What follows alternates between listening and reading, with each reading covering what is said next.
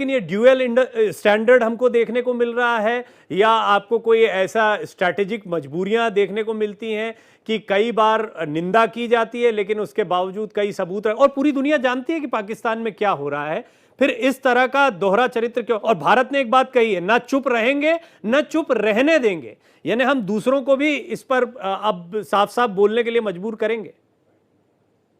पिछले करीब 100 साल का इतिहास यदि उठा के देखें, आतंकवाद से किस तरह की सोच से विश्व लड़ना चाहता है, तो 2001 में जब 9/11 हमला हुआ था अमेरिका का, उस वक्त मुझे लगता है विश्व के सबसे ज्यादा संख्या में सभी राष्ट्र मिलकर एक मत बात करना शुरू किए थे कि आतंकवाद से मिलकर लड़ना होगा।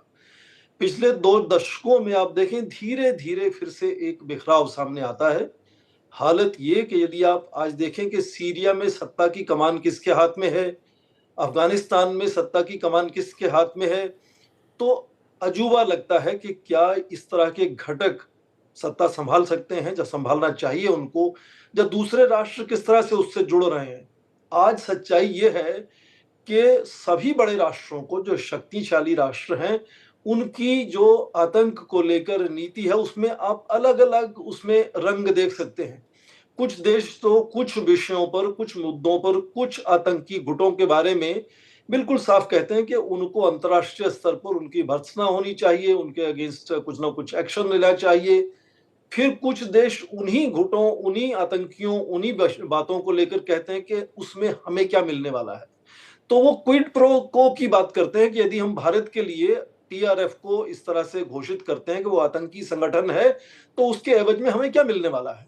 और सबसे खतरनाक है तीसरे ग्रुप के, जिस तरह से इसमें आप देखेंगे चीन का अक्सर रुख इस तरह का रहता है कि वो चाहता है कि इनको पाकिस्तान जो संरक्षण देता है, उस पाकिस्तान को संरक्षण दे दें हम, ताकि ये एक तरह से भारत विरोधी जो ताकत है वो लगातार बनी रहे। तो राष्ट्रों में एक मत जो होना चाहिए, क्योंकि ये विश्व की समस्या है, आतंकी जो है सबको परेशान करते हैं, नुकसान करते हैं, पर उस पर नीति एक मत नहीं हो पा रही। पिछले 2 दशकों में मैंने कहा कि जो एक मत बनी थी 2001 में, जी, उसमें लगातार गिरावट हुई है। और इसी के सामने आप देखें कि टीआरएफ को लेकर भी आज अलग अलग बात हो रही है। अलग अलग देश अपनी अलग अलग नीति सामने रखते हैं।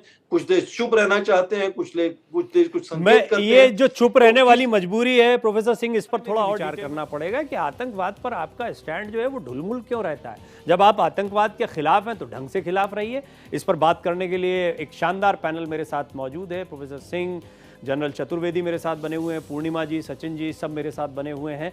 प्रोफेसर सिंह, अब ये बताइए कि यूएनएससी में भारत जो अपना स्टैंड अब ले रहा है, खासतौर पर पहलगाम, उसके बाद भारत पाकिस्तान की जो स्थितियां बनी, क्या ऐसा नहीं कि पहली बार हम इस मुद्दे को उठा रहे हैं, और टीआरएफ को लेकर भी पहले बात उठा चुके हैं, उस समय पाकिस्तान ने सपोर्ट किया था, अब इसी टीआरएफ ने जिम्मेदारी ली पहलगाम की, साफ हो गया आतंकी संगठन है, साफ हो गया पाकिस्तान जिसको सपोर्ट करता था वो आतंकी हमला कर रहा है। इन परिस्थितियों में भारत का पक्ष कितना मजबूत और क्या अपेक्षित कामयाबी मिल सकती है?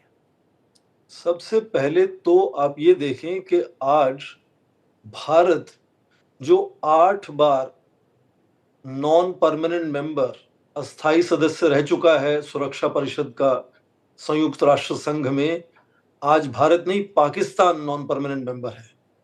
इसके बावजूद जब 5 मई को उन्होंने प्रस्ताव लाया और बातचीत हुई सुरक्षा परिषद में, तो उल्टा पाकिस्तान को ही लताड़ा कई मुल्कों ने, कई देशों ने उसमें सवाल पूछे पाकिस्तान से कि यदि पहलगांव के जो आतंकी हमले का सीधा निशाना एलईटी से है या टीआरएफ से है, तो उसके बारे में बताएं कि वो आपके यहाँ क्यों हैं। और ये भी पूछा कि ठीक उसके 2 दिन बाद आपने कराची में मिसाइल टेस्ट किया, तो उसका क्या मतलब था, क्या इशारा करना चाहते थे। जिस वक्त भारत इतने बड़े आतंकी हमले को लेकर चिंता में है और बातचीत आपस में यहाँ निर्णय हो रहा है कि कैसे उसको उसका जवाब देना है, ठीक उसी वक्त आप और प्रवोक करते हैं। तो चीन को छोड़कर मुझे लगता है ज्यादातर देशों ने, जो 10 दूसरे देश अस्थायी सदस्य, 5 स्थायी सदस्य हैं, उन्होंने ज्यादातर सवाल जो है वो पाकिस्तान से ही पूछे।